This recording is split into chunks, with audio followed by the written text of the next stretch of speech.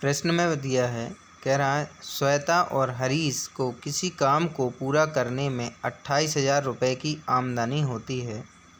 इस काम को पूरा करने के लिए श्वेता ने 20 दिन और हरीश ने 30 दिन काम किया।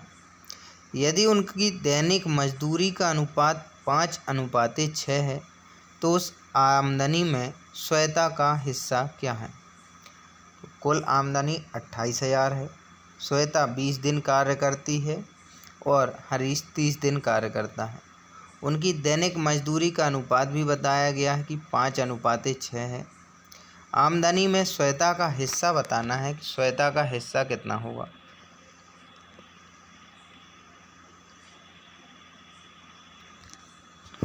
कुल राशि 28,000 है।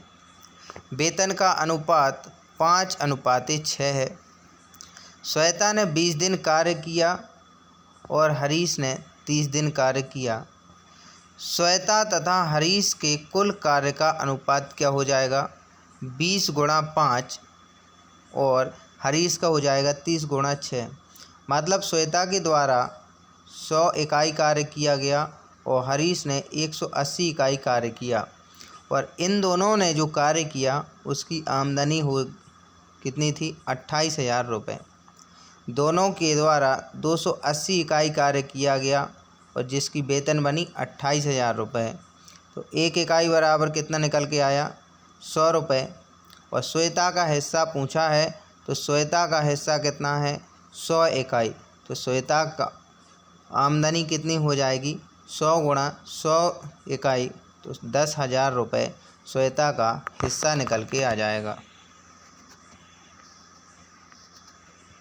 अगला प्रश्न है, 50 लड़कियों और 70 लड़कों की एक कक्षा में एक संगीत कार्यक्रम प्रायोजित किया। यदि 40 लड़कियों और 40% लड़कियां और 50% लड़कों ने कार्यक्रम में भाग लिया तो कक्षा का लगभग कितना प्रतिशत हिस्सा कार्यक्रम में उपस्थित रहा।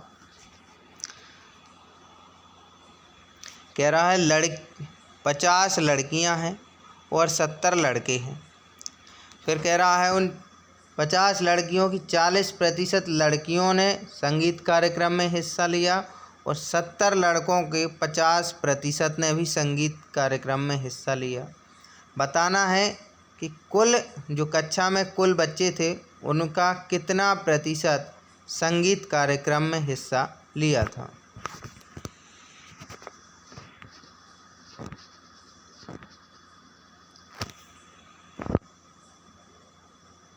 लड़की कितनी हैं, 50 और लड़के 70 हैं। फिर कह रहा है संगीत में 40% लड़कियां और 50% लड़कों ने भाग लिया। तो 50 का 40% बटे 100 कितना हो जाएगा, 50 × 40/100, तो 20 लड़कियां निकल के आ जाएंगी जिन्होंने संगीत कार्यक्रम में भाग लिया। ऐसे ही लड़के 70 × 50/100, तो 7 × 35, 35 लड़कों ने संगीत कार्यक्रम में भाग लिया। दोनों को जोड़ देंगे तो 20 और 35 होता है 55। और कक्षा में कुल बच्चे कितने हो जाएंगे, 50 + 70 तो 120। 55/120 × 100 तो निकल के कितना आ जाएगा, 55/6 × 5। 6 से भाग करेंगे 55 को तो 9.16 हो जाएगा और 9.16 को जब 5 से गुणा करेंगे तो ये निकल के आएगा 45.80% या फिर 46%। अगला प्रश्न,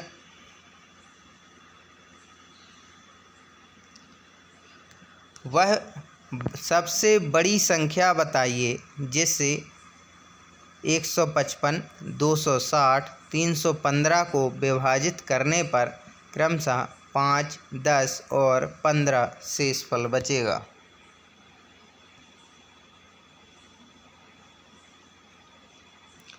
सबसे बड़ी संख्या निकालने के लिए संख्याओं में से पहले उनका शेषफल अगर हटा दें और फिर उनका एचसीएफ निकाल दें तो हमें पता चल जाएगा कि वह संख्या, जो सबसे बड़ी संख्या निकल के आएगी, एचसीएफ निकल के आएगा, यही वह संख्या होगी जिससे इन संख्याओं को भाग करने पर शेष फल क्रमशः 5, 10 और 15 बचेगा।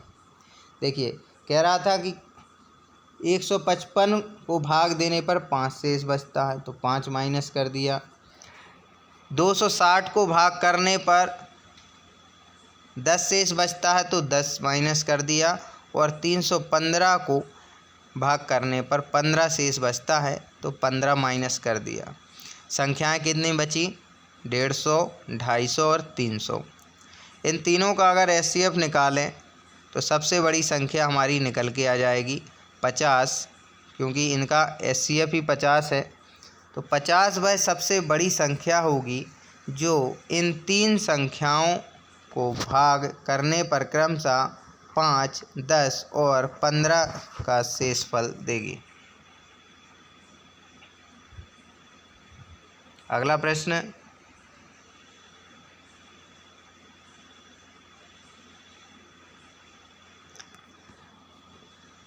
प्रश्न में कह रहा है 3400 रुपये की राशि पर 4 वर्ष का साधारण ब्याज 680 रुपये है, ब्याज की दर क्या होगी?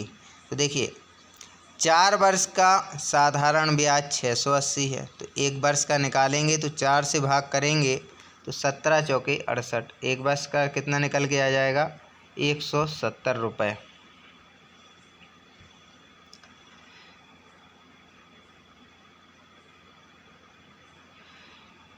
राशि दी है 3400 और 4 वर्ष का साधारण ब्याज 680 रुपये है, तो 1 वर्ष का साधारण ब्याज निकालेंगे तो 680 बटे 4, 170 रुपये निकल के आएगा।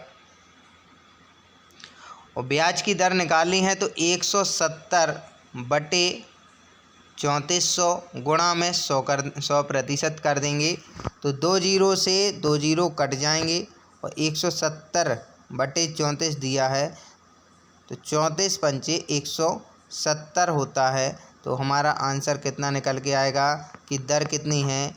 5%। तो 3400 रुपये को 5% साधारण ब्याज पर 4 वर्ष का साधारण ब्याज 680 रुपये हो जाएगा। अगला प्रश्न, किसी समचतुर्भुज के आसन्न कोणों का अनुपात 3:6 है। समचतुर्भुज के सबसे छोटे कोण की माप क्या होगी?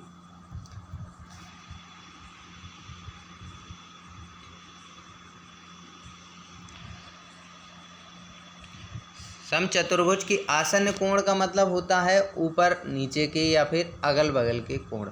आमने सामने के कोण तो बराबर ही होंगे। तो त्रिभुज में आसन्न कोण का योग 180 डिग्री होता है। तो 2 कोण दिए गए, अनुपात दिया है उनका 3:6। तो 3x + 6x बराबर 180 है। तो 9x बराबर जब 180 है तो x बराबर कितना निकल के आ जाएगा? 20 डिग्री। और फिर कह रहा है कि सबसे छोटा कोण, तो सबसे छोटा कोण कितना था? 3x। तो 3x का गुण x बराबर 20 है, तो 3 गुणा 20 कर देंगे तो हमारा आंसर कितना निकल के आ जाएगा? 60 डिग्री। अगला प्रश्न,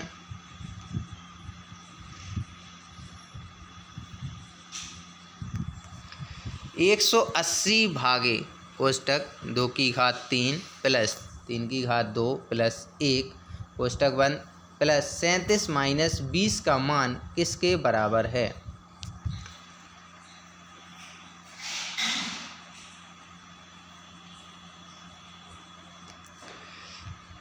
दिया है 180 भागे कोष्टक 2 की घात 3 प्लस 3 की घात 2 प्लस 1 कोष्टक बंद प्लस 37 माइनस 20।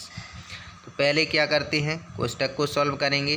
तो 2 की घात 3 8 होता है, प्लस 3 की घात 2 तो 9 हो गया, प्लस में 1 दिया है तो 1, तो 8 9 17 और 1 18 बाहर आ जाएगा कोष्टक से। अब भाग दिया है प्लस और माइनस, तो इन तीन में सबसे पहले क्या करेंगे, भाग। 180 को जब 18 से भाग देंगे तो निकल के कितना आएगा, 10।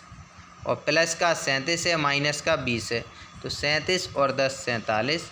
47 में से 20 जाएगा तो हमारा 27 आंसर हो जाएगा।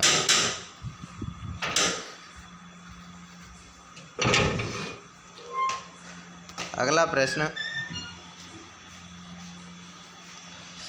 एक रस्सी को 3 अलग अलग भागों में विभाजित किया गया। पहले भाग की पूरी लंबाई का 1/5 हिस्सा है। दूसरा भाग पहले भाग का 3/2 भाग है। तीसरा भाग रस्सी का कितना प्रतिशत है, ये आपको बताना है। कह रहा है एक रस्सी को 3 अलग अलग भागों में विभाजित किया गया। पहला भाग पूरी लंबाई का 1/5% यानी 20% है। दूसरा भाग पहले भाग का 3/2, तो 20% का 3/2 निकालना है।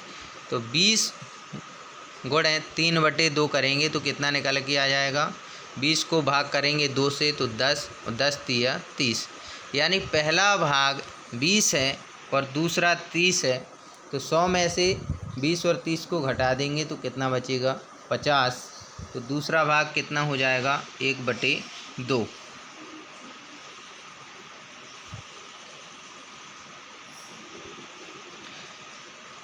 डिटेल में देखते हैं। रस्सी को 3 भागों में काटा गया है। पहला भाग रस्सी का 1/5वां भाग है। दूसरा भाग कह रहा है पहले भाग का 3/2 हिस्सा, और शेष तीसरा भाग है। माना रस्सी 10 मीटर लंबी है, तब पहला भाग 10 गुणा 1/5 यानी कितना, 2 मीटर। दूसरा भाग पहले भाग का 3/2 भाग, यानी 2 गुणा 3/2 करेंगे तो 2 से 2 कट जाएगा, बचेगा कितना, 3। तो पहला भाग 2 मीटर है, दूसरा भाग 3 मीटर है, तो शेष तीसरा भाग 10 मीटर में से इन 2 और 3 मीटर को घटा देंगे तो कितना बचेगा, 5 मीटर। तीसरा भाग कुल रस्सी का अंश बताना है, यानी कितना प्रतिशत है। 5/10 तो 1/2, मतलब आधा भाग बचा है अभी भी रस्सी का।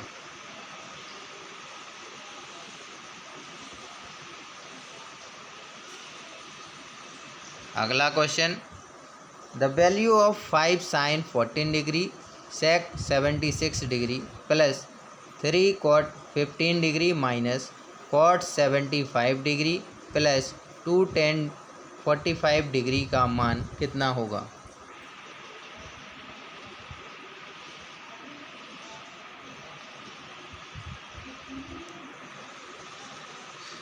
Sign 5 sin 14 degree into sec 76 degree plus 3 cot 15 degree multiply cot 75 degree plus 2 tan 45 degree, इसका मान बताना है कि कितना होगा।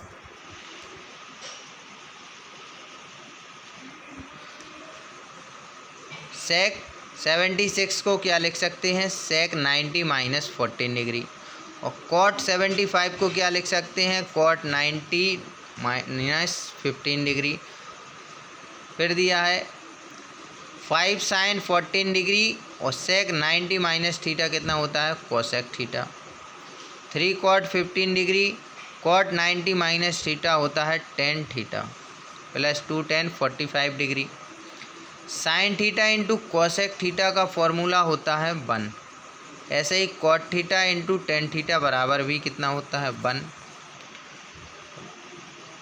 5 का मल्टीप्लाई हो जाएगा 1 से, प्लस 3 का मल्टीप्लाई 1 से, plus 2 tan 45 degree. tan 45 degree का मान भी कितना होता है, 1 होता है।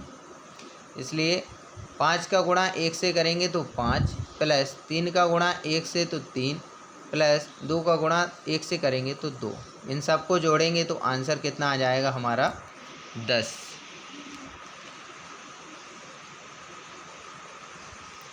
अगला प्रश्न,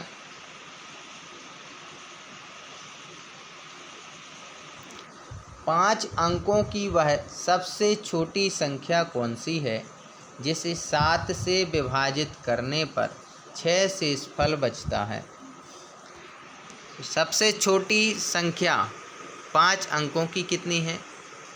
10,000। अब 10,000 को 7 से विभाजित करेंगे, जितना शेषफल आएगा उसमें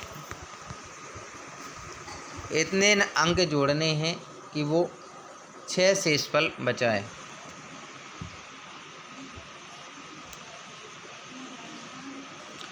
पाँच अंकों की सबसे छोटी संख्या जो 7 से भाग करने पर 6 शेषफल दे, तो 5 अंकों की सबसे छोटी संख्या तो 10,000 होती है। 10,000 को जब 7 से भाग किया तो भागफल कितना गया? 1428, और शेषफल कितना आया? 4।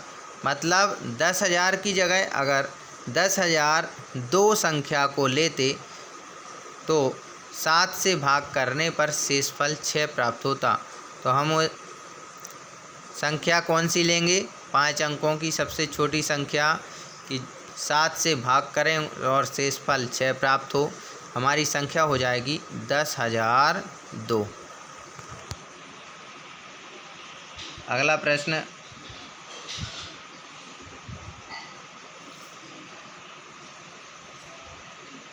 दो धनात्मक संख्याओं का अनुपात 3:7 है और उनका लघुत्तम समावर्तक 231 है। छोटी संख्या क्या होगी?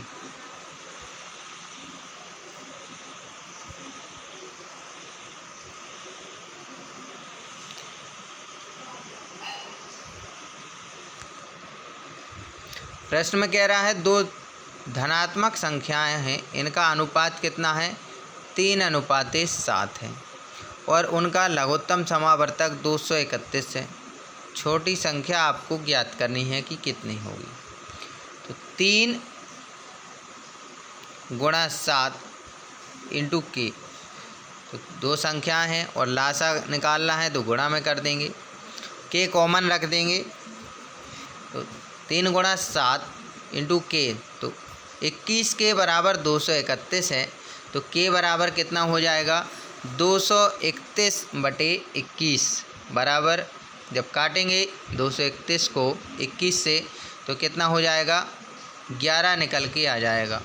छोटी संख्या बतानी है कि 3:7 दो संख्याओं का अनुपात था और लघुत्तम समावर्तक 231 है। पूछ रहा था छोटी संख्या क्या है, तो 3k है। तो 3 × 11 करेंगे तो हमारा आंसर कितना निकल के आ जाएगा? 33। अगला प्रश्न,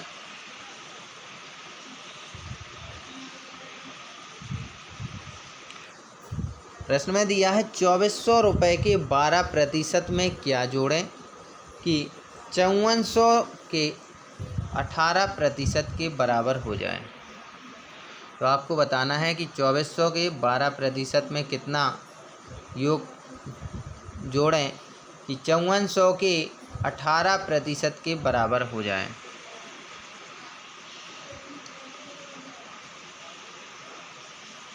तो पहले 2400 का 12% निकालते हैं कि कितना होता है। फिर इसमें देखेंगे कि कितना जोड़ना है कि 5400 के 18% के बराबर हो जाए। तो 2400 × 12% बटे में 100%, 2 जीरो से 2 जीरो कट जाएंगे। 12 चौक 48, 12 दूनी 24, 4 28, 288 आया है। अब देखते हैं 5400 का 18% कितना होता है। 2 जीरो से 2 जीरो कैंसिल हो गए।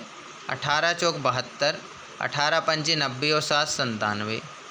तो 5400 का 18% कितना निकल के आया? 972। अब इनका अंतर कितना है? तो 972 में से 288 घटाएंगे तो कितना निकल के आएगा? 684। और यही हमसे पूछा था कि 2400 रुपये के 12% में कितना जोड़ें कि 5400 के 18% के बराबर हो जाए। 2400 के 12% में अगर 684 को जोड़ दें तो 5400 के 18% के बराबर हो जाएगा।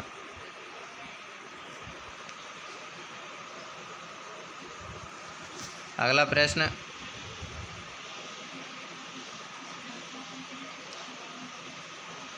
प्रश्न में दिया है x/2 प्लस 2/y बराबर 1 है और y/2 प्लस 2/z बराबर 1 है, तो z/2 प्लस 2/x का मान क्या होगा।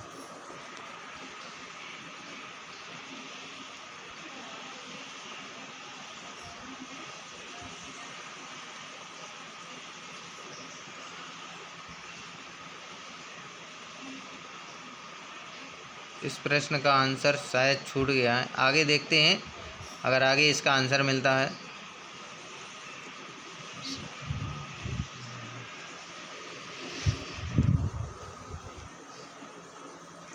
अगला क्वेश्चन है, दो स्टेशनों के बीच की दूरी 725 किलोमीटर है। दो स्टेशनों के बीच की जो दूरी है वो 725 किलोमीटर है। पहली ट्रेन की चाल 50 किलोमीटर प्रति घंटा है और दूसरी ट्रेन की चाल 150 किलोमीटर प्रति घंटा है।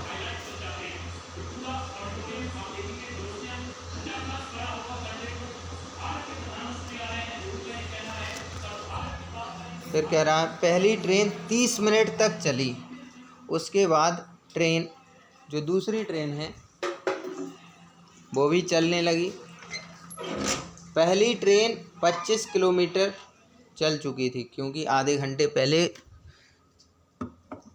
पहली ट्रेन चलने लगी, तो इसके द्वारा तय की गई दूरी कितनी हो जाएगी 25 किलोमीटर। शेष दूरी कितनी बचेगी 725 माइनस 25 किलोमीटर, तो बचेगी कुल दूरी कितनी 700 किलोमीटर। अब कह रहा है जो अब दोनों ट्रेनें एक साथ तय करेंगी, जब एक साथ तय करेंगी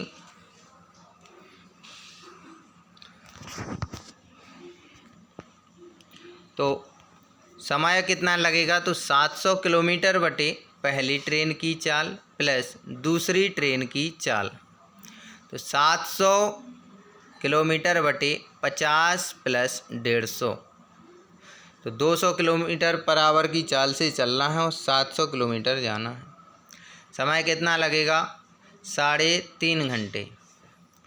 प्रश्न में पूछा है कि ट्रेनें स्टेशन ए से कितनी दूरी पर मिलेंगी। तो पहली ट्रेन ने 25 किलोमीटर की दूरी तय कर ली थी, उसके बाद 3.5 घंटे और चली, तब दोनों ट्रेनें एक साथ मिली। तो पहली ट्रेन 3.5 घंटे अगर और चलेगी तो कितनी चलेगी 175 किलोमीटर वो दूरी और तय कर लेगी। तो टोटल स्टेशन ए से कितनी दूरी पर दोनों मिलेंगी, तो 25 किलोमीटर प्लस 175 किलोमीटर, यानी 200 किलोमीटर दूर स्टेशन ए से 200 किलोमीटर आगे दोनों ट्रेनें मिलेंगी। अगला प्रश्न,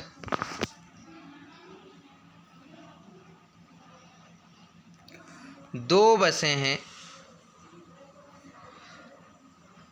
एक मुख्य सड़क पर 185 किलोमीटर की दूरी पर स्थित हैं।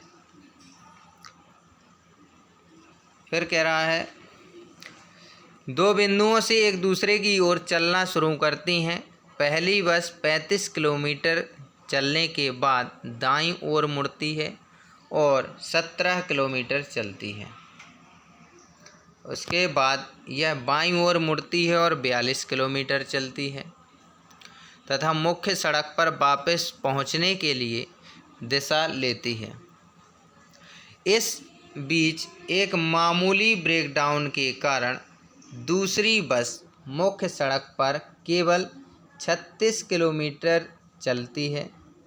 इस बिंदु पर जहां ये 36 किलोमीटर चलकर रुक गई है दूसरी बस, इस बिंदु पर दोनों बसों के बीच की दूरी कितनी है।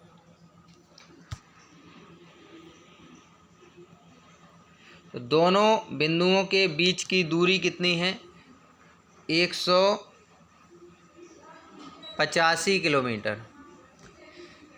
स्टेशन ए से एक बस चलती है, 35 किलोमीटर सीधे अपने गंतव्य बी की ओर जाती है। फिर वह दाएं मुड़ती है तो कितनी चलती है? 17 किलोमीटर। तो 17 किलोमीटर वह दाएं चल गई।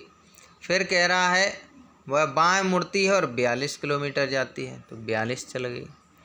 फिर कह रहा है वह अपनी प्रारंभिक गंतव्य वाले मार्ग पर जाने के लिए दिशा लेती है, तो दिशा ले ली, वापस चली गई, तो इस पॉइंट पर आ गई। अब कह रहा है दूसरी बस केवल 36 किलोमीटर ही चल पाती है, तो पॉइंट बी से दूसरी बस कितनी चली? 36 किलोमीटर। अब ट्रेन ए के द्वारा तय की गई बस ए के द्वारा चली गई दूरी और बस बी के द्वारा चली गई दूरी के बीच का अंतर, यहाँ ये नहीं पूछा है कि ट्रेन बस ए ने कितनी चली और बस बी ने, इनका अंतर नहीं पूछा है। जो टोटल डिस्टेंस थी 185 किलोमीटर, इसमें से अभी कितनी दूरी चलने को रह गई है ये आपको बतानी है। तो बस ए के द्वारा चली गई दूरी कितनी है? 35, तो सीधी रेखा में ये चली है, और 42 ये चली है, तो टोटल कितनी हो जाएगी? बस ए द्वारा चली गई दूरी 35 और 42, 77 किलोमीटर, 97 किलोमीटर। और बस बी द्वारा चली गई दूरी, तो ये कितनी हो जाएगी?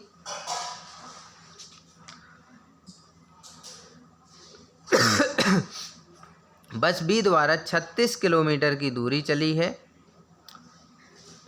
अरे बस ए द्वारा 35 किलोमीटर और 42 चली है, तो ये हो जाएगी 77 किलोमीटर, और बस बी द्वारा कुल दूरी चली है 36 किलोमीटर। तो इनको जोड़ेंगे तो कितनी निकल के आ जाएगी? 113 किलोमीटर इन्होंने दूरी तय की है। अब इनके दोनों बसों के बीच की दूरी कि बस ए यहाँ तक आई और बस बी यहाँ तक पहुँची, तो यहाँ से यहाँ तक की दूरी कितनी है? तो 185 में से 113 घटा देंगे तो पता चल जाएगा कि दोनों बसों के बीच की दूरी कितनी है। जब 185 में से 113 घटाया तो दूरी निकल के आई 72 किलोमीटर, और ये आपका आंसर हो जाएगा कि दोनों बसों के बीच अभी भी कितनी दूरी है? 72 किलोमीटर।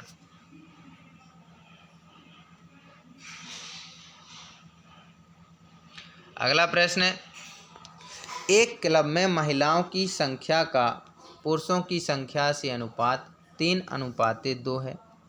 हाल ही में 300 महिलाएं क्लब में शामिल हुईं और अनुपात 5:2 हो गया। क्लब में अब महिला सदस्यों की संख्या कितनी है ये आपको बताना है।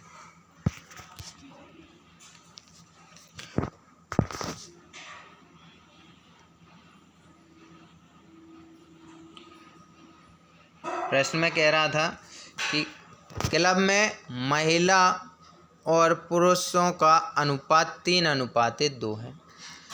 जब 300 महिलाएं और शामिल हुई तब अनुपात 5:2 हो गया। पुरुष तो बढ़े नहीं, तो पुरुष तो 2 के 2 ही रहे, लेकिन महिलाओं का अनुपात 3 से कितना हो गया? 5, यानी अनुपात 2 बढ़ गया। जब अनुपात 2 बढ़ गया तो बढ़ा कितना है? 300, यानी एक इकाई बराबर कितना है? 150। तो कुल महिलाओं की संख्या तो 5 गुणा 300 बटे 2, तो 300 को 2 से भाग करेंगे तो कितना हो जाएगा? 150। और 150 जब 5 से गुणा कराएंगे 150 का, तो कितना निकल के आएगा? 750 महिलाएं। ये आपका आंसर हो जाएगा कि अब वर्तमान में क्लब में 750 महिलाएं हैं। अगला प्रश्न, दिया है 1/sin² 65 plus cos² 65 plus sine square 15 बटे cos square 75 plus cos square में नहीं दिया है, साइन 15 बटे कॉस 75 प्लस कॉस 65 बटे साइन 25 बराबर √3 इंटू टेन थीटा। तो थीटा का मान आपको बताना है कि कितना होगा।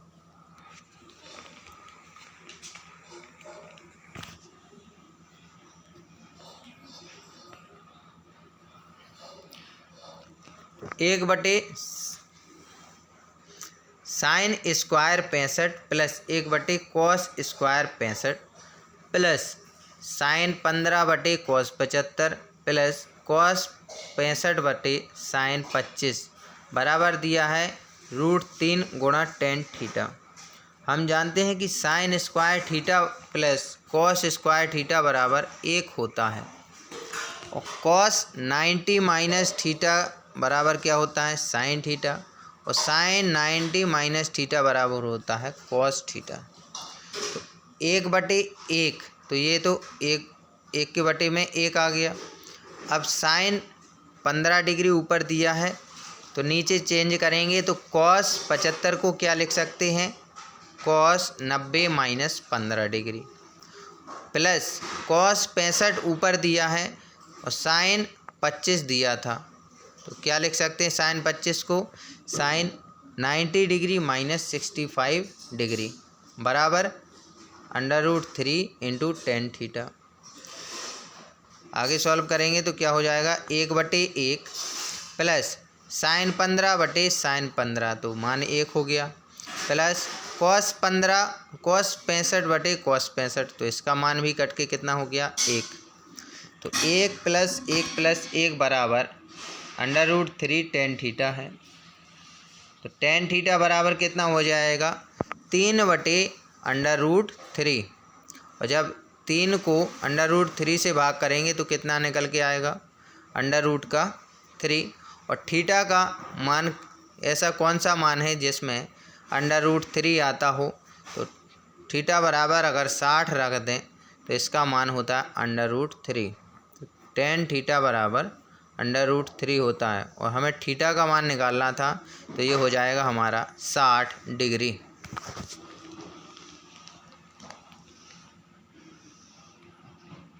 अगला प्रश्न दिया है, दो संख्याओं का योग 60 है और उनके महत्तम और लघुत्तम क्रमशः 12 और 72 हैं। दोनों संख्याओं के व्युत्क्रम का योग कितना होगा।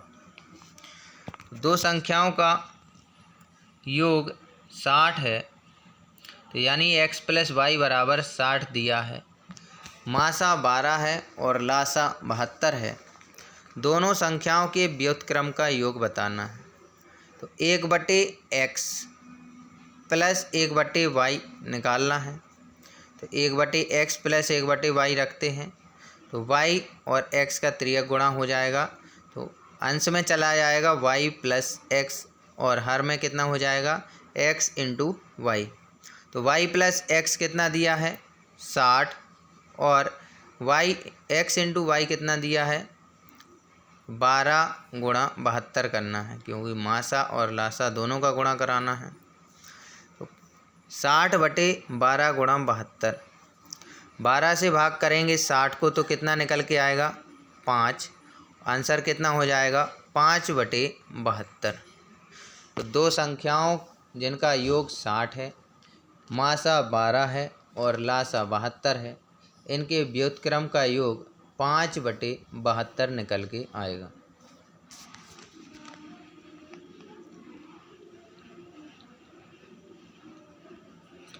अगला प्रश्न 5 सही 2/3 प्लस 0.73 माइनस 3.123 का मान किसके बराबर होगा। तो 5 सही 2/3 यानी 5.66 प्लस 0.73 माइनस 3.123 का मान आपको बताना है।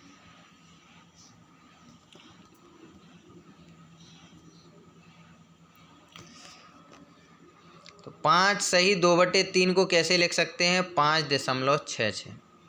0.73 को जोड़ना है तो जोड़ देंगे, माइनस 3.123 करना है तो माइनस का 3.123 करेंगे। जब 5.66 को 0.73 से जोड़ेंगे तो ये निकल के आएगा 6.639, और माइनस करना है तो माइनस 3.123 करेंगे।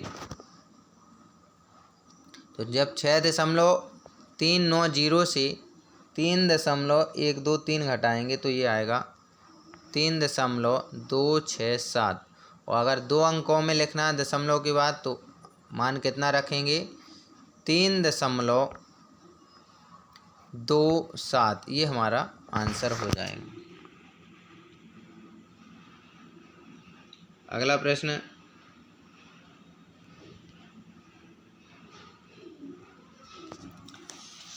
प्रश्न में दिया है 4 गुणा 38 गुणा 764 गुणा 1256 का इकाई अंक क्या होगा? इकाई अंक निकालना है।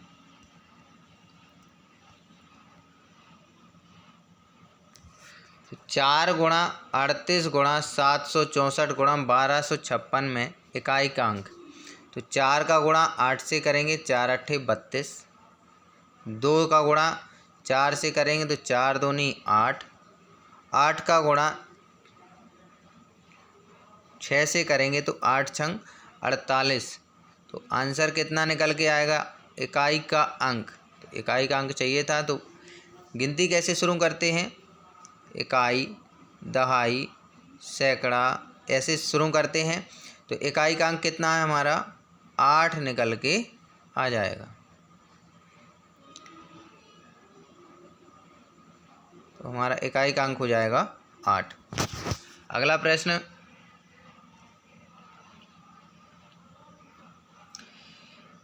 एक परीक्षा उत्तीर्ण करने के लिए पूर्णांकों का 50% लाना आवश्यक है। परीक्षा में 2 प्रश्न पत्र शामिल हैं। एक छात्र ने 200 पूर्णांक वाले पहले प्रश्न पत्र में 40% अंक हासिल किए। तो 200 नंबर का जो पेपर था उसमें कितने मिले? 40% अंक। और जबकि कुल पूर्णांक में 50% अंक लाना अनिवार्य है। पेपर कितने हैं? 2 प्रश्न पत्र हैं। अब इसमें 40% लाया है तो अगले में इतना लाना है कि 50% पूरा हो जाए। अगला दूसरा प्रश्न पत्र था 150 नंबर का। 150 पूर्णांक वाले दूसरे प्रश्न पत्र में उसे न्यूनतम कितने प्रतिशत अंक प्राप्त करने होंगे? तो 200 और 150 यानी 350 नंबर का पेपर था और 50% अंक उसे चाहिए है। देखते हैं कि दूसरे पेपर में उसने कितने अंक प्राप्त किए।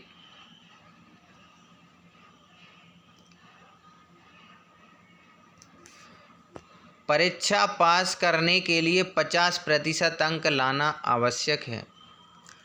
परीक्षा में 200 अंक एवं 150 अंक के 2 पेपर ही हैं। छात्र ने 200 अंक के प्रश्न पत्र में केवल 40% अंक हासिल किए, यानी 200 का 40% कितना होता है? 80 अंक। अब 350 नंबर के जब दोनों पेपर थे, दोनों पेपर के नंबरों का योग था 350। इसका 50% निकाला तो कितना? 175 अंक चाहिए थे। पहले पेपर में कितना मिला? 80 अंक। अब दूसरे पेपर में कितना चाहिए होगा? तो 175 माइनस के 80 कर देंगे तो कितना निकल के आ जाएगा? 95 अंक। मतलब दूसरे पेपर में 150 नंबर के पेपर में 95 अंक चाहिए। और पूछा क्या है? प्रतिशत में, कि दूसरे प्रश्न पत्र से कितने प्रतिशत अंक चाहिए। तो 95/150 गुणा में 100% भाग कर देंगे तो 100 को 50 से भाग करेंगे तो 50 दूनी 100, और 150 को करेंगे तो 50 × 150। 95 गुणा 2/3 जब भाग करेंगे तो ये निकल के आएगा 63.33% या फिर 64% लगभग में। तो हमारा आंसर हो जाएगा कि जो 2 पेपर थे, एक 200 अंक का और एक 150 अंक का, इन दोनों के अंकों को मिलाकर 50% अंक लाने थे उत्तीर्ण होने के लिए। तो जिसमें पहले पेपर में 40% अंक यानी 80 अंक लाया, दूसरे पेपर में अगर वो 64% अंक ले आएगा तो परीक्षा उत्तीर्ण कर जाएगा। अगला प्रश्न,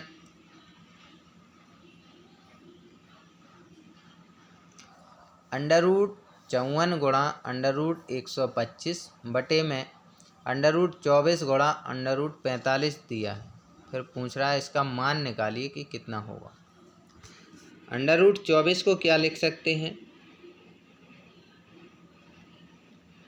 √24 को कैसे लिख सकते हैं? 3√√6 3√6 लिख सकते हैं कि अंडर रूट में जाएगा तो 3 तिरका 9 गुणा 6 तो 54 हो गया, गुणा में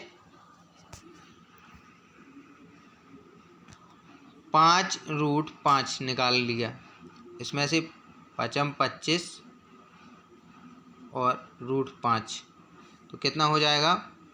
5√5 बाहर निकल आया। अब हर में 24 में से क्या करेंगे तो 2√6 यानी 2 दूनी 4 छंग 24 और 45 को अगर हल करेंगे तो कितना आएगा? 3√5 3 तिरका 9 गुणा 5 तो 45। काटेंगे तो √6 से √6 कट जाएगा, √5 से √5, 3 से 3 कट जाएगा, बचेगा कितना? 5/2 और जब 5 को भाग करेंगे 2 से तो कितना निकल के आएगा हमारा? 2.5। ये आपका आंसर हो जाएगा। अगला प्रश्न, एक धनराशि का 10% वार्षिक दर से 2 वर्ष का साधारण ब्याज 500 रुपये है। कह रहा है एक धनराशि है जिसका 10% वार्षिक दर से 2 वर्ष का जो साधारण ब्याज है ये 500 रुपये है। समान समय के लिए समान दर पर समान राशि पर चक्रवृद्धि ब्याज क्या होगा? तो आपको बताना है कि जो राशि साधारण ब्याज के लिए 10% दर पर 2 वर्ष के लिए दी गई थी, वही समान धनराशि 10% दर पर 2 वर्ष के लिए चक्रवृद्धि ब्याज पर दी जाए तो चक्रवृद्धि ब्याज कितना प्राप्त होगा?